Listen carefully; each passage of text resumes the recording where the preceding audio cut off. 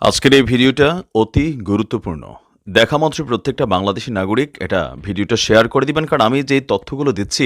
নমস্কার, ক্যালকাটা ডায়ালগস থেকে মনোজ দাসের প্রীতি ও শুভেচ্ছা নিন। সেনা দরবারের যে আলোচনা হয়ে গেল তারপর বাংলাদেশ জুড়ে এখন ঢেউ চলছে নানান গুঞ্জনের। ঢাকা শহর গুঞ্জনে ভাসছে এবং সেই গুঞ্জন ছড়িয়ে পড়ছে ঢাকা শহরের গণ্ডি পেরিয়ে সারা বাংলাদেশে। খেয়াল করবেন, আমি কিন্তু গুজব শব্দটি ব্যবহার করিনি। এ কথা বলিনি যে গুজব ছড়িয়ে পড়ছে ঢাকায় এবং সারা দেশে, বলেছি গুঞ্জন। অর্থাৎ একেবারে গুজব নয় ব্যাপারটা, খবরে বাস্তবতা আছে। ওই যে বলে না, গুঞ্জন মানে যা রটে তার কিছু বটে। তবে তার কতটা অভিনয় বা সাজানো নাটক আর কতটা মনের দুঃখের সত্যিকারের কথা, সেটা নিয়ে ভাবনা চিন্তার অবকাশ অবশ্যই আছে। কতটা হচ্ছে যে খবরে প্রকাশ, যেটা যে গতকালকের সেনা দরবারে যেসব বার্তালাপ হয়েছে তার রিপোর্ট পেয়ে প্রধান উপদেষ্টা মাননীয় নোবেলজয়ী ডক্টর মোহাম্মদ ইউনূস, তিনি নাকি মনমরা হয়ে গেছেন। তিনি নাকি সিদ্ধান্ত নিয়ে ফেলেছেন যে রাজপাট থেকে বিদায় নেবেন, বিদায় নিয়ে চলে যাবেন সন্ন্যাসে। সন্ন্যাস মানে ওনার সন্ন্যাস তো আবার বনে জঙ্গলে নয়, ওনার সন্ন্যাস হচ্ছে সেই প্যারিস কিংবা আমেরিকা, এই সমস্ত জায়গায়। এখন যাই হোক, সেই প্রশ্নে আসব যে কতটা এই সন্ন্যাস নেওয়ার বাসনা, কতটা অভিনয়, কতটা সাজানো নাটক, আর কতটা মনের দুঃখে সত্যিকারের বাসনা সন্ন্যাস নেয়ার, সেটা আমরা একটু ছোট্ট করে আলোচনা করব। যার যেটা পছন্দ, যিনি যতটা নিতে পারবেন তিনি ততটা ভাববেন যে এটা সত্যি মনের কথা, না এটা একটা নাটক। আমি সামান্য খবরওয়ালা, শুধু খবরটা দিয়ে যাওয়া আমার কাজ, আর আপনাদের কাজ কতটা নেবেন, কতটা ছাড়বেন।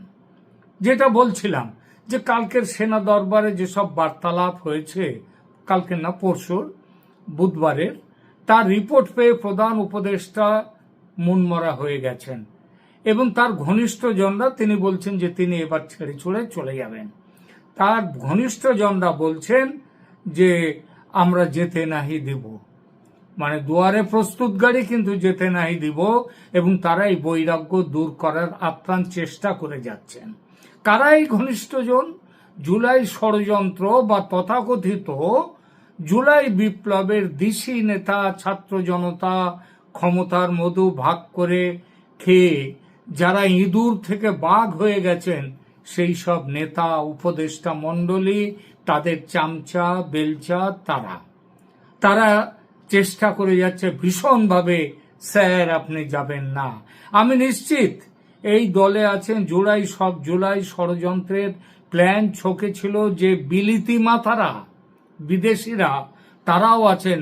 তারাও হাল ছাড়তে রাজি নন, বলছেন যে যাবেন না, এখনো হাল ছাড়ার শেষ সময় আসেনি।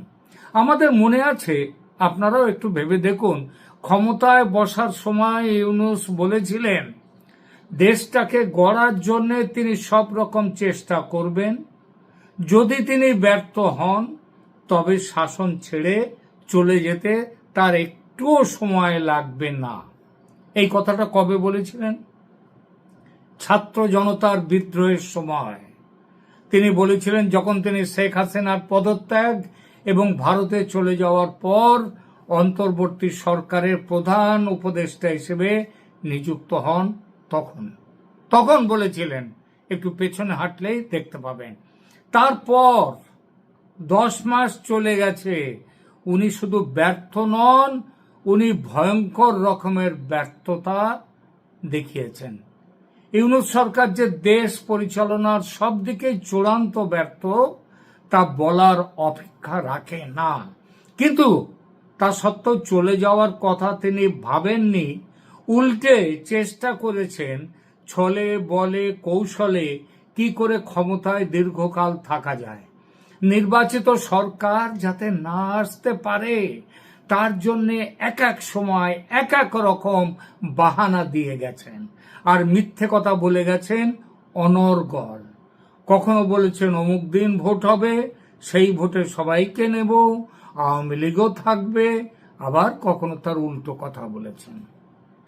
তাহলে হঠাৎ কেন এই চলে যাওয়ার বাসনা?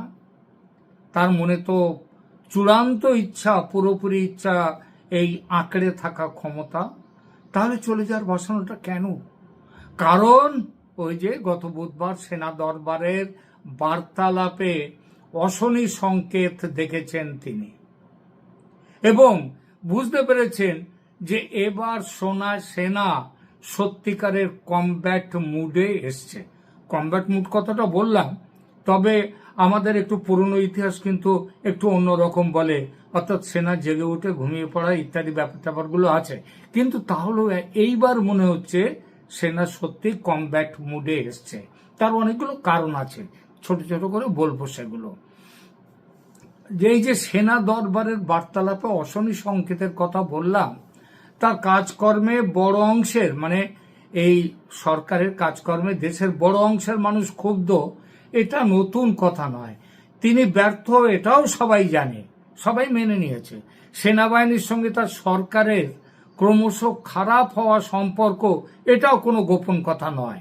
কিন্তু এবার যে ভাষায় ও যে ভঙ্গিতে সেনাবাহিনী তাদের বক্তব্য রেখেছে, প্রকাশ করেছে, গোপনে নয়, একেবারে সবার সামনে, তাতে বোঝা যাচ্ছে এদের এই ইউনূস সরকারের সঙ্গে সেনাবাহিনীর সুসম্পর্কের আর কিছুই অবশিষ্ট নেই, কিছুই অবশিষ্ট নেই। নির্বাচন নিয়ে সেনাপ্রধান যা বলেছেন তারপরে কমা, সেমিকোলন, ড্যাশ, বন্ধনী এসব কিচ্ছু নেই, একেবারে দাড়ি টেনে দিয়েছেন। 1 জানুয়ারিতে নতুন সরকার আসবে, ব্যাক ক্যালকুলেশন করে যান, গিয়ে দেখুন যে কবে ভোট করতে হবে, কবে নির্বাচনের ঘোষণা দিতে হবে। একেবারে দাড়ি টেনে দিয়েছেন সেনাপ্রধান। সমঝোতার কোনো জায়গা নেই। সংস্কার নিয়ে যা বলেছেন সেনাপ্রধান, যে সেনাকে অন্ধকারে রেখে সবকিছু করা হয়েছে, তাতেও সংস্কারের বাহানা দিয়ে সরকারকে টেনে নিয়ে যাওয়া যাবে না। কিন্তু এসব তো নিষ্পাপ কথাবার্তা। পাপের কথা হলো জাস্টিসের নামে যা করেছে তার দলবল, তাতে এই দলবলকে এদেরকে ওই ছাড় দেওয়ার ব্যবস্থা তো হয়ে গেছে না, এই ছাড় দিয়েও এদেরকে বাঁচানো যাবে না। ভবিষ্যতে এই সব কিছু কিন্তু বিচারের আওতায় চলে আসবে, ছাড় পাওয়া যাবে না একেবারে নিশ্চিত। এই সরকারের পাপের কলসি, পাপের ভরা এতটাই পরিপূর্ণ যে নতুন সরকার এসে তার বিচারের কাজ করবেই, এবং তার পরিণাম যে আদৌ সুখকর হবে না সেটা এইসব পাপের সঙ্গে যারা যুক্ত তারা বুঝতে পারছে। আর এই সব পাপের মধ্যে সবচেয়ে বড় পাপ যেটা বোঝা যাচ্ছে, মানবিক করিডোরের নামে যে কেলোর কীর্তি ইতিমধ্যে করে ফেলেছে এই সরকার, সেটা ওই জাতীয় নিরাপত্তা উপদেষ্টা এনএসএ হওয়া মার্কিন নাগরিক মিস্টার খলিলুর রহমান করিডোর নিয়ে কোনো কথা হয়নি বলে যে সাফাই দেওয়ার চেষ্টা করছেন, এটা যে একান্ত একেবারে নির্ভেজাল শতকরা 100% মিথ্যে কথা, এটা বোঝাই যায়। কারণ মার্কিন স্থল বাহিনী ও বিমান বাহিনীর সদস্যরা কক্সেস বাজারে এসে পৌঁছেছেন এবং বলা হচ্ছে সরকারের তরফ থেকে 15 ওই ডিজাস্টার ম্যানেজমেন্টের কর্মীকে তাদের নাকি ট্রেনিং দেওয়ার জন্য তারা এসছে, দুর্গতদের কিভাবে উদ্ধার করা যায় সেটা শেখাতে। তার আবার ভিডিও প্রকাশ করা হয়েছে। এটা যে একেবারে নির্ভেজাল মিথ্যে কথা, সেটা এই কোনো বাচ্চা ছেলেও সেটা বুঝে ফেলবে। করিডোরের চুক্তি প্রকারান্তরে দেশদ্রোহিতা, বাংলাদেশের মাটিকে বিদেশি শক্তির হাতে তুলে দেয়া, এর বিচার কিন্তু বড় মাপের হবে। সেটাও কিন্তু মনে রাখতে হবে। একদিন এই বিচারের মুখোমুখি হতে হবে ইউনূস এবং তার সম্প্রদায়কে। ইউনূস ভয় পেয়ে যাচ্ছেন এসব দেখেই। সেনা পাশে নেই, একের পর এক অন্যায় কাজ করে ফেলেছেন, দেশদ্রোহের কাজ করে ফেলেছেন। সুতরাং মিথ্যে কথা বলে তার পার পাবে না। আমেরিকার সাথে আমাদের কাছে পরিষ্কার স্পষ্ট খবর হলো করিডরের ব্যাপারে সমঝোতা হয়ে গেছে, এবং সমঝোতা মানে স্বাক্ষর হয়ে গেছে, এবং সেটা হয়ে গেছে তার প্রমাণ আর একটা ছোট্ট একটা দেখাচ্ছি আপনাদের, সেটা দেখুন।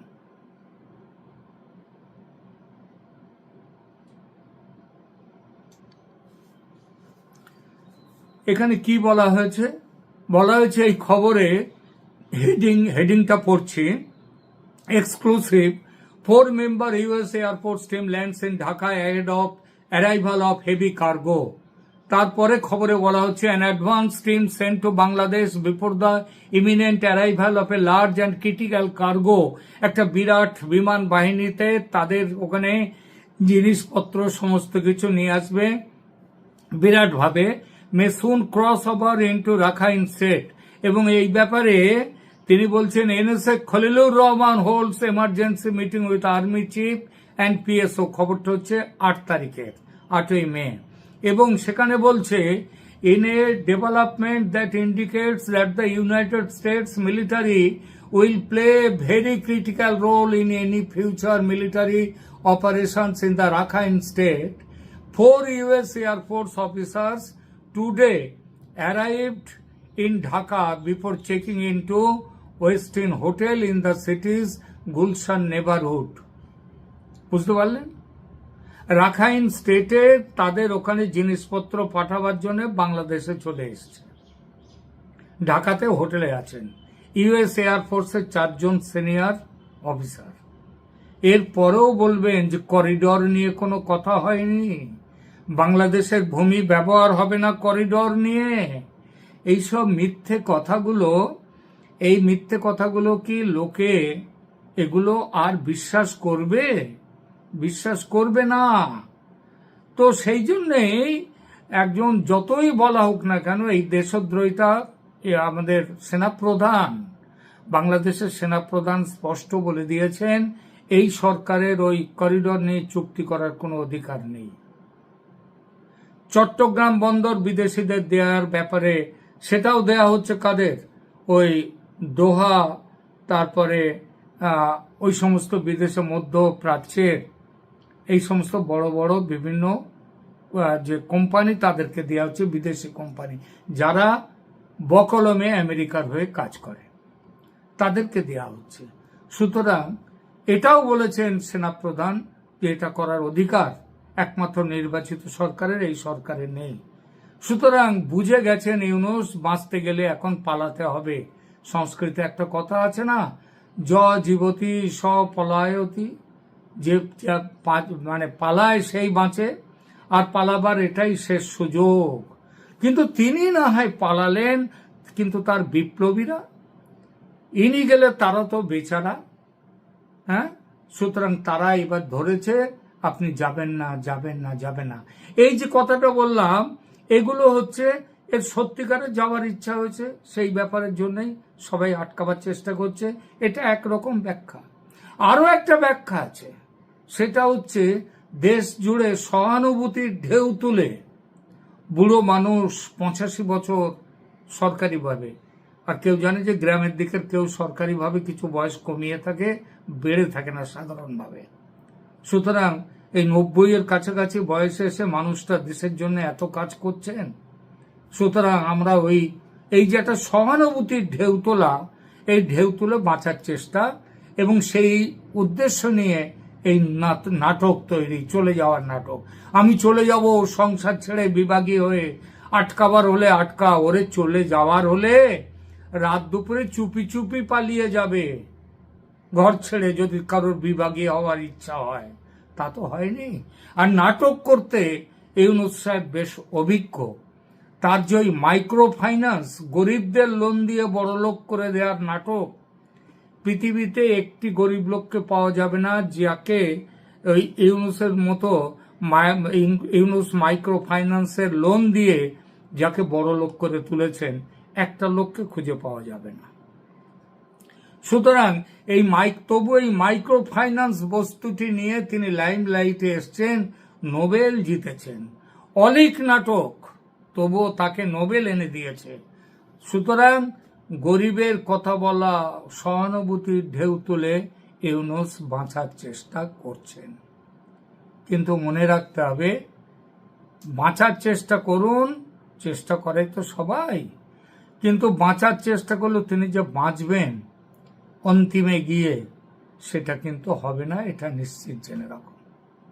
এখনকার মতো এখানেই রাখছি, ভালো থাকবেন।